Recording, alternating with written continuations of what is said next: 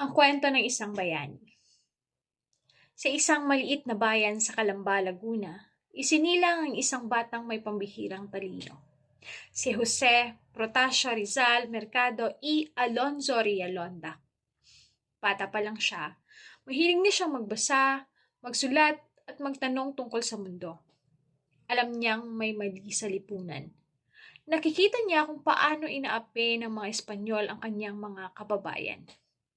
Lumaki si Rizal na puno ng pangarap. Nag-aral siya sa Ateneo de Manila at Universidad ng Santo Tomas. Ngunit hindi siya natuwa sa diskriminasyon ng mga praile sa mga Pilipino.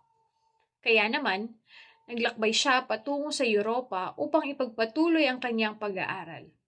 Doon niya isinulat ang dalawang nobelang nagpagising sa diwa ng mga Pilipino, ang Noli Me Tangere at El Filibusterismo.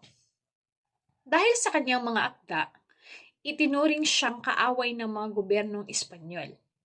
Ipinatapon siya sa dapitan, kung saan ginamit niya ang kanyang talino upang magtayo ng paaralan, magpagaling ng may sakit, at tumulong sa mga nangangailangan. Ngunit kahit wala siyang armas, natakot pa rin sa kanya ang mga Espanyol.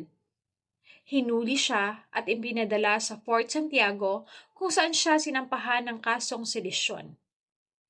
Noong December 30, 1896, binaril siya sa Bagumbayan.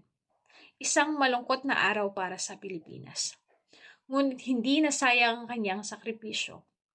Dahil sa kanyang kabayanihan, nagpatuloy ang revolusyon at kalaunan ay nakamit ng Pilipinas ang kalayaan.